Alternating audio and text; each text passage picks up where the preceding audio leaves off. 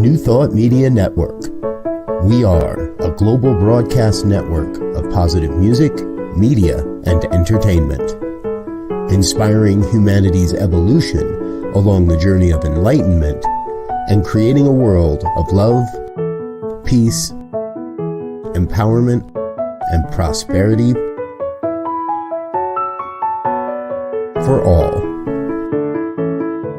New Thought Media Network. Positively inspiring.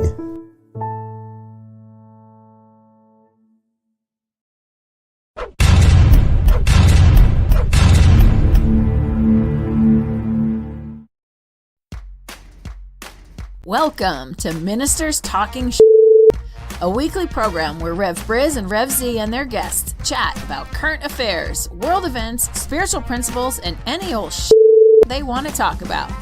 Based on the New Thought philosophy and ancient wisdoms, Ministers Talking shares a visionary perspective of the evolving spiral called spiritual living.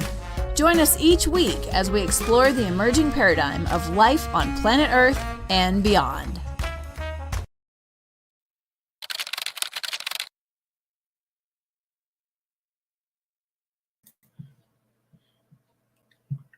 And hello again, dear ones. Rev Briz with you over here. Rev Z right here. And we're a couple of ministers talking shit. Happens every Friday morning here on the New Thought Media Network, 7 a.m. We get together and, well, as our promo says, we talk about the stories that are up in our heads, up in our hearts, and going on in the world today. So thank you for being with us. I do know that this is an interactive program, so join the conversation, chat along in the comment box. If your comment is appropriate and fits with where we are in the conversation, we'll include you in the conversation. So, Z, welcome back. You had last week off, and we had the amazing Laura Topper with us. So glad you're back with us. Welcome home. Yes. Glad to be home. It's that time of year during the summer where we're moving and grooving, and we try to stay in the flow. Stay in the flow, exactly.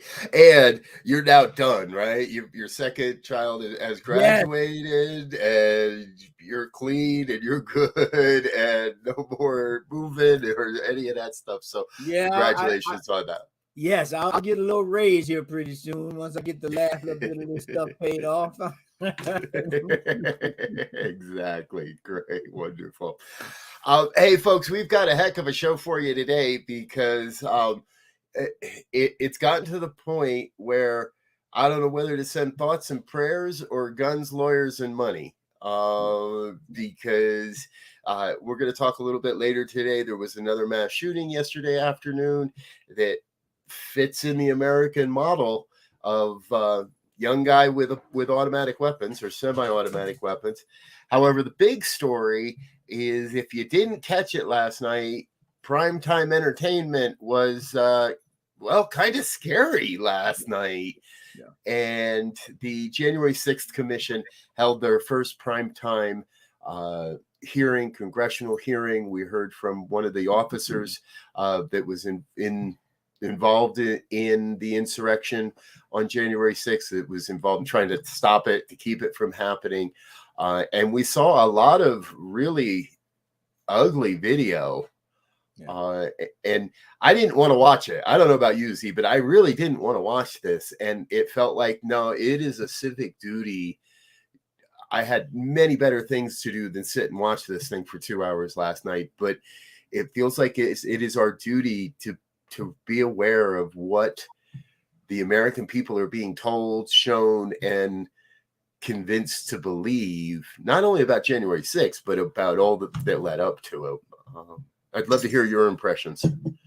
Yeah, I watched it. I fell asleep on it. I recorded and watched it a little too late, but I got it to go back. But the thing that was just, I think, really alarming to me was this whole thing started around 11 something, 12 in the afternoon. And it went on until 5 o'clock in the afternoon. And at about 1 o'clock, they started breaching. And so this whole thing went on for about 4 or 5 hours with no backup came. and it definitely seemed to be a coordinated front because they were breaking in on the terrorists on the upper level. I mean, it was multiple breaches they were trying to do, like a coordinated effort. And it's scary to think that that many people were in Trump's back pocket with him spurting all kinds of madness. Right. Yeah. That just continues to separate us as a human family, and there are prices to be paid for that. I mean, it's kind of leaves me speechless, which is hard to do sometimes. Yeah, very hard to do. I was really touched by. We've been led to believe that this was, quote, started as a peaceful protest that spilled over into something more. And those that want to downplay this have been beating that drum for well over a year now. These were good people. They just got a little carried away and did it. But what was laid out yesterday by this commission, what I saw last night, and folks, let's be upfront. This is truly a nonpartisan commission. Yes, there are more Democrats on the commission than there are Republicans. And the Republicans that are on there are a little more on the moderate side. And I've heard word that, the Republicans are just trying to push this down the road until they get back in control of the House and the Senate. They think they're going to win this coming fall and all that. But they laid out a really good case, in my opinion, that no, this was a coordinated effort. There was planning that was going on. Yep. Then outgoing President Trump is rumored to have said maybe it would be a good thing to let Mike Pence hang. The testimony that's coming out, and these aren't just like hearsay words. This is sworn testimony under oath in front of a congressional committee by White House staffers, by people that were in the West Wing as this was going on, the people that were begging Trump to do something to stop this when he wouldn't. And we got to hear some testimony from his loyalists that still deny this was even what it was. And the video is pretty obvious how violent it got. Yeah. And how people were getting hurt in this.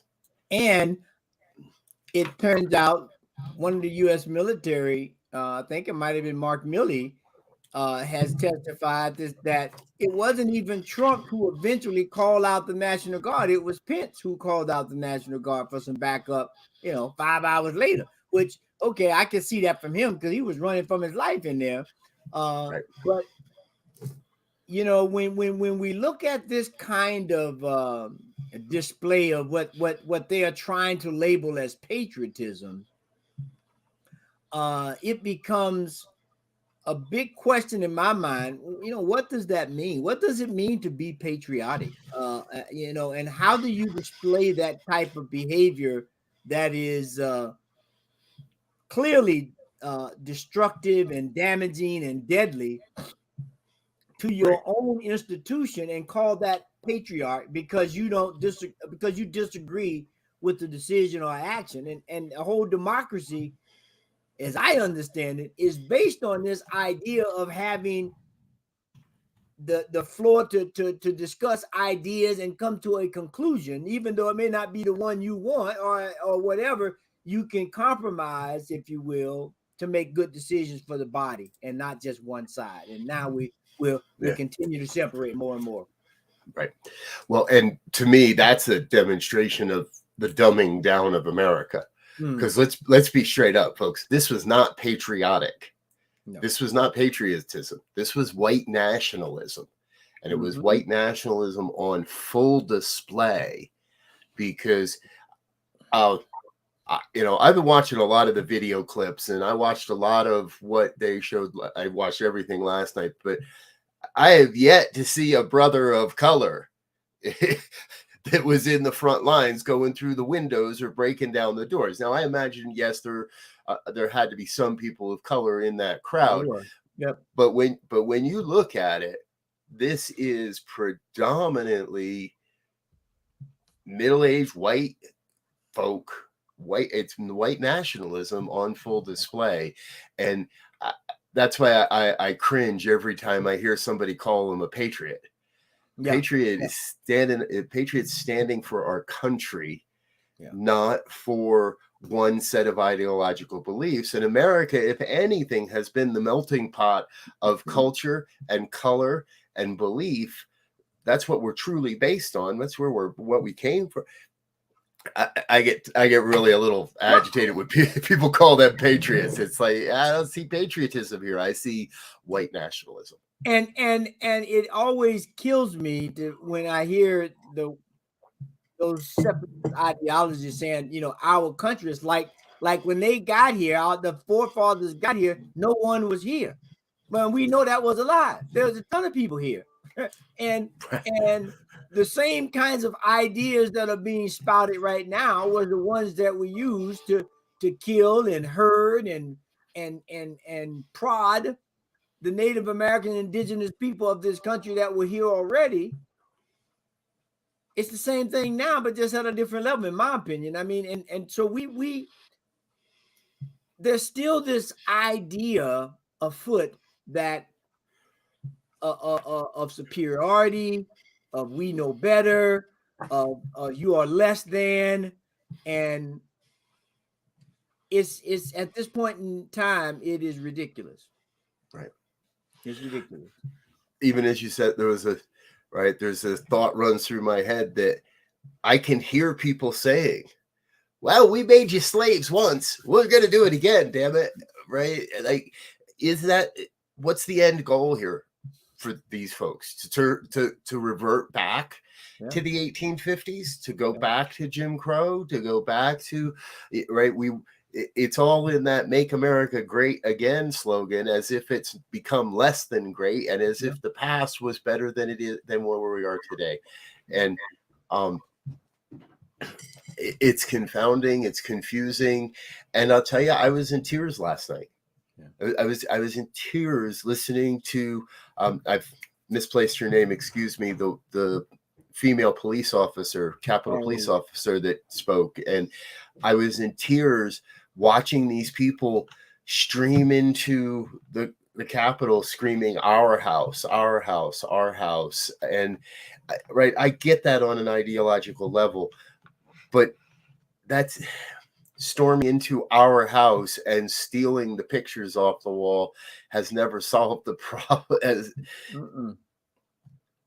It is the same mentality that same group criticizes if something happens in a so-called disadvantaged neighborhood when people loot and stuff. You know, it's the same sentiment. You get caught up in the craziness, and it's like, you know that this is wrong, you know that this is crazy, but you allow that energy to move you, and it's like, why? Don't put yourself in that position. It's just saddening, I think, at this day and age, that we as intelligent human beings cannot sit down. Even if I don't like everything, I should be able to sit down and work out some workable places and workable things, so people don't get killed, people don't get trampled and hurt because your idea is different from mine. Right. Yes, exactly. There's time for, I'm reading See No Stranger by Valerie Kaur. Great book, by the way, folks, if you haven't seen it, if you haven't heard of it yet. And she talks near the end of reconciliation. And it's not an easy process.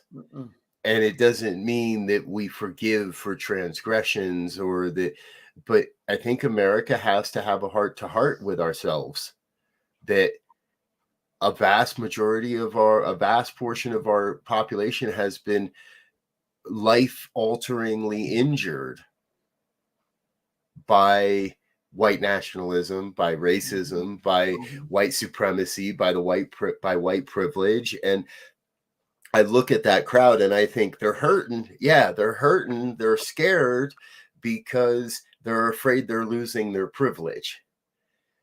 and Yeah. they're afraid that they're going to have to experience what Black folk have experienced their entire lives.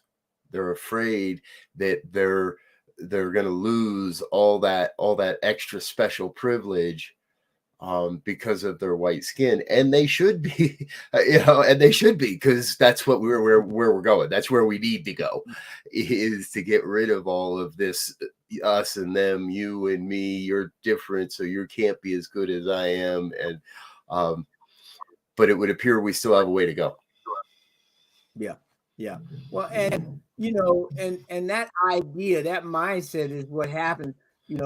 If you're doing dirt, you always think somebody's going to do some dirt on you, and that's not necessarily the case. That's on your mind, but that's I mean, that's a whole nother story. The whole idea of race and superiority, and some of the ideas that they spout, creates craziness, and just to show you what kind of craziness it creates a proliferation of guns. It proliferates a atmosphere of distrust and suspicion on everything and everybody, and that's just sending stress through everybody's body. Yeah, exactly. Folks, it's unfortunate, but we end up talking about guns on this program almost every week, because almost every week there's some horrific gun related shooting that we've got. And this week it's even like, heck, you took a week off, Z. We got like 8 or 10 shootings that have happened since the last time you and I have spoken. And another one yesterday in Maryland. I was just looking, we were just talking, and I was astonished that there have been 246 mass shootings this year. That works out to be 1.5 mass shootings for every day. We only got 100, and I think you told me 161 days within the year already. So we got 1.5 mass shootings a day. Right. That's ridiculous. Yeah. And so we're going to dig in, folks. And my favorite meme of the week was, the only way to stop a bad guy with a gun is to make sure he never gets a gun. Yeah. There is no other way. The shooting yesterday in Maryland, young man, 23 years old.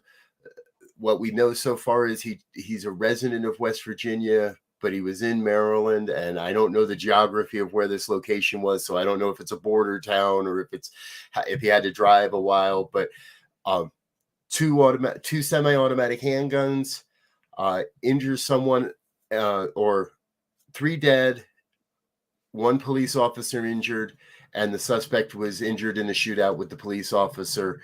They're both in the hospital. We don't know much more than that at this moment. We don't know a motive. They're not releasing very much information, as the investigation is still underway. And regardless of motive, we need to be able to somehow curtail the availability of guns in our country. Yeah. And I watched a YouTube video the other day of a guy, and I recognized that in this video he's wearing, and he's in Utah, he's in the backcountry, he's doing an off-road rescue, and he's wearing a gun on his hip. And I'm like, what?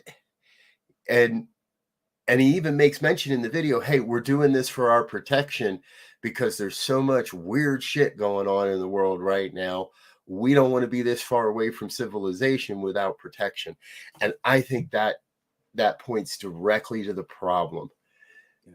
There are so many guns that people, rather than believing they're protected, are strapping on iron just in case today's the day they run into some bad guy with a gun. And I don't even think most of these folks are bad guys. I think they're being fed, they're being brainwashed. Just like our white nationalist friends that storm in the Capitol, they're being brainwashed into believing that the only way to stay safe in our country is if you own and have a gun. Yeah. And that's just wrong. And I just got reminded. I listened to a program on CPR the other night, and they were talking about the whole separatist white supremacist groups and how a lot of them are fueled or were fueled and got started by Vietnam veterans.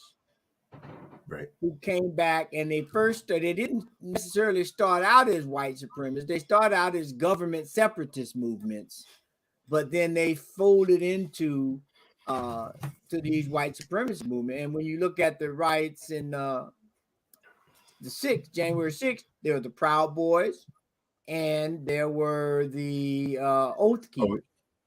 Yep. And so, I mean, I don't know. I mean, these guns, man. I mean, I think New York has just put some stuff in place where you have to be 21 now to get a assault rifle or automatic rifle or something. But these guns aren't cheap. These guns, these ARs, man, they start at about $8,000-9,000. I mean, those are pretty. And then I don't know what the ammunition costs. But you know, when you start looking at 18-year-olds having, you know, 2 ARs, that's $2,000 right there, plus God knows what on ammunition. I mean, that's a $3,000 investment. He must have worked really hard at the jobs he couldn't keep in high school to save up. Yeah, that's. I wouldn't be surprised to find out there's a lot more going on, a lot more that happened in Uvalde than just a breakdown of the police response and a breakdown of our mental health system with that young man. And even yesterday there was some, I don't know all the details, but I don't think they've given them all yet, but there was a man allegedly trying to get into a elementary school in Alabama that was shot and killed by police. And was wrestling with the resource officer for the resource officer's gun. So the SRO was armed. This guy trying to take the guy's gun and get into the school. And yes, we've lost our mind. We've completely lost. I mean, and it's going to take. I was going to say something that I didn't want to say. I was going to say good people, but that's a trigger phrase now. It's going to take concerned people who are conscious enough to realize that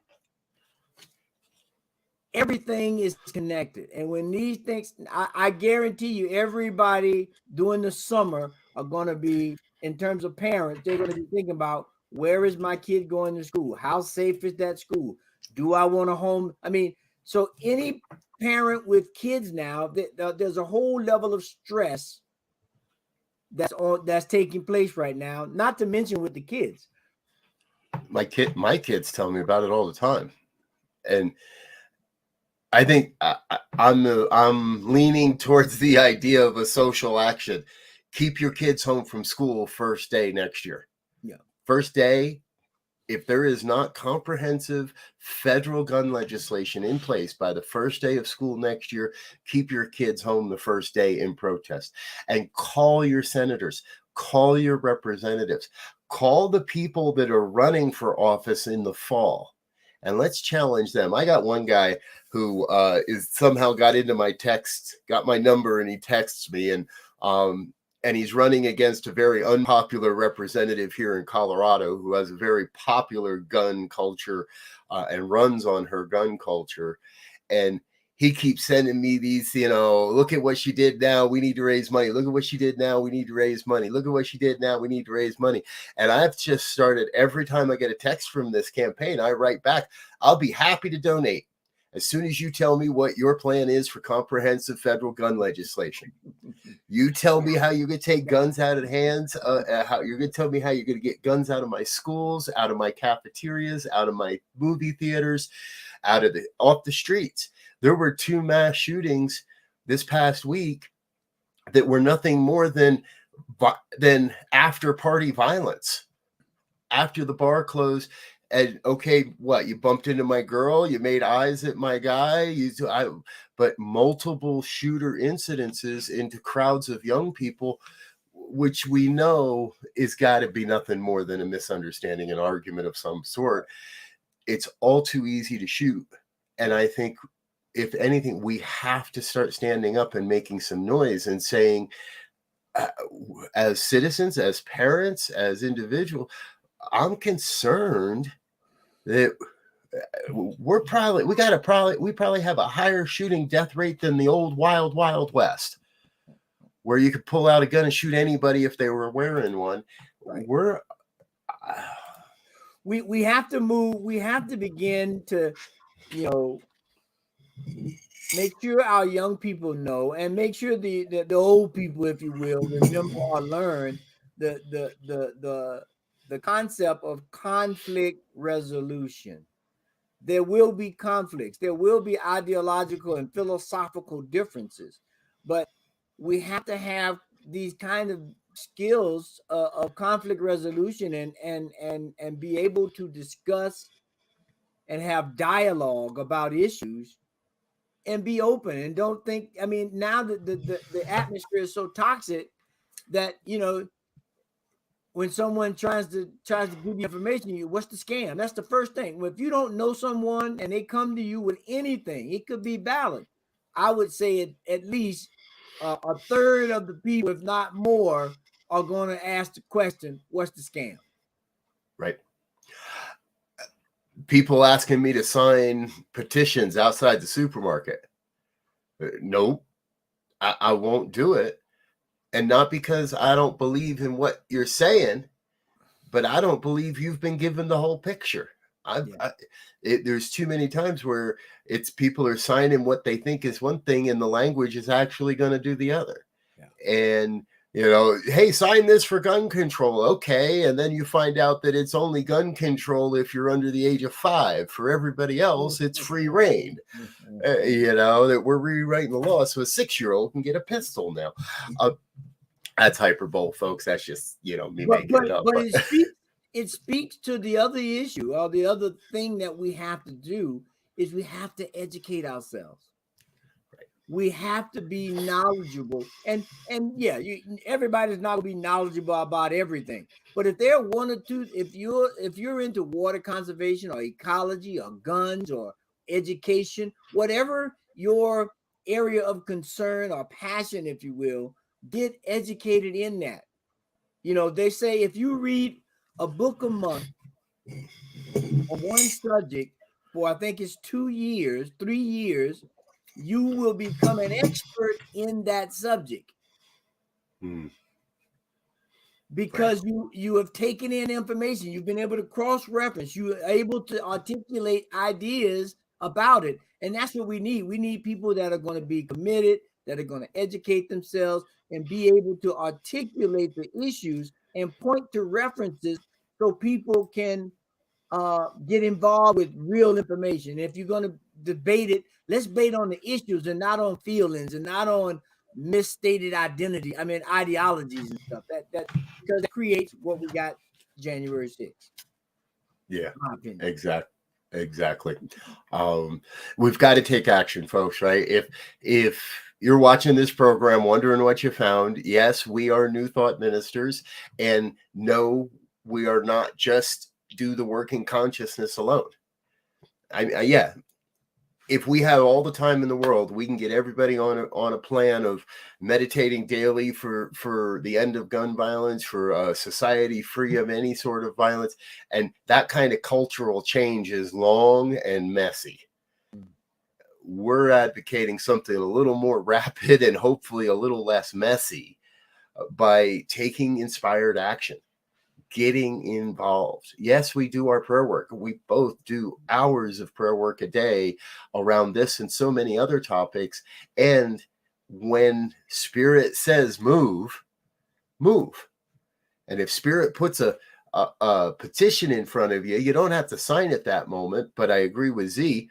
Get the number of the bill, find out what legislation is trying to be passed, go home and do some research on the internet, look up the bill itself, read the language itself, find advocates for both positions, and really listen to what both sides of the story are saying before we just, nope, You got red at the top. You're wearing a red hat. I'm going to believe you. You're wearing a different color, blue colored hat. I'm going to believe you. So get educated, do the work. And I want to give a quick shout out to our buddy Wayne from Calgary. Wayne, I don't know if you caught this the last time I showed it, but I've been loving this meme.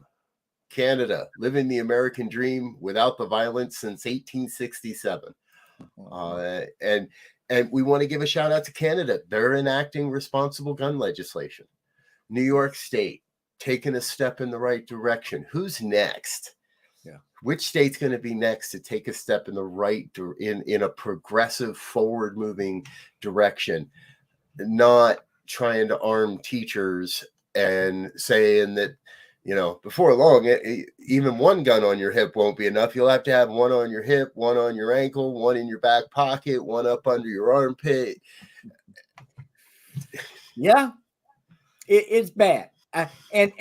But I'm encouraged because I know there are a lot of conscious-minded people out there who are willing, ready, and able to make a difference in terms of conversation, action, and just prayer and consciousness, because it's all needed. It's not one or the other, it's both and then when we can begin to understand that and work together from that standpoint, we're going to get some traction. We're going to make some things happen. We're going to see some results.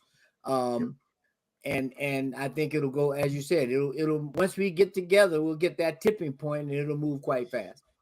Yep. I'm going to say it again. We got to start using the tools that we have to share the consciousness and the beliefs that we hold. I do not believe it is appropriate for there to be this many guns on the street, and I'm taking action by calling my senators on a regular basis. And I encourage you to let them know, hey, I want us to take a new thought on guns in America. I want us to have a new thought around racial equity in America. I want us to start using our phrases, start using our terms, and be active in letting it be known. Because if we don't, well, what was that old saying? If to ignore politics is to be ruled by lesser men. Mm-hmm. And I can't remember who said that originally. So if you know, put it in the chat. But if we ignore if we just sit here and hearts and, thoughts and blessings, policy and action. Mm-hmm. Get active, get out to, and don't go out to a march screaming no more guns or, kill this guy or it's not about, we have the tools, we have the history, we have the education, how to be nonviolent in the face of oppression. And it's worked in the past. We kind of said, we kind of got about 50%. I think it went, okay, that worked. That's enough. Now we got to push past the barriers and really create the world we want to see. Yeah. I don't think there's much else to say except, we left ourselves speechless. Yeah, get involved. That's the only thing left. Find your space and get involved. Yeah, and if you've got a gun in your house, turn it in. Find a gun buyback program, melt it down, do something. Yes. All right. We've left ourselves speechless, which means I think it's time to let this one go for today, folks.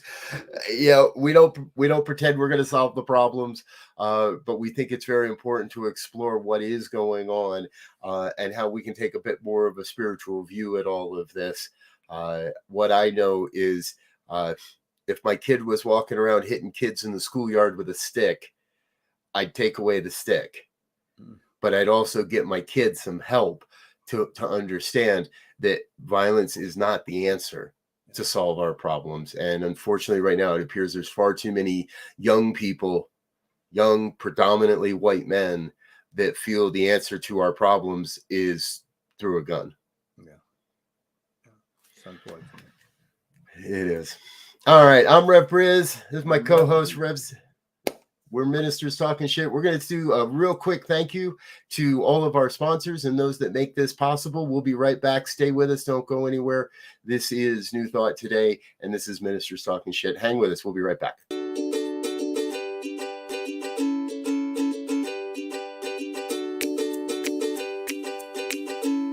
Thank you, Center for Spiritual Living Denver, for your continued support. Thank you, Center for Spiritual Living Midtown Atlanta, for your monthly contribution.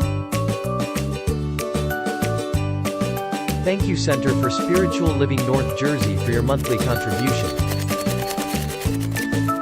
And please help us welcome Om Center for Spiritual Living in La Mesa, California. Thank you for your monthly donation.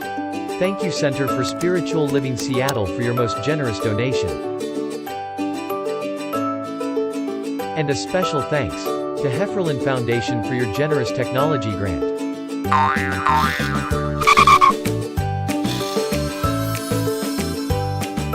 And Suze Ajit, thank you for your very generous donation. And a super special thank you to Dr. Tracy Brown, RSCP. Thanks for being a super donor. And a big shout out to all our committed donors.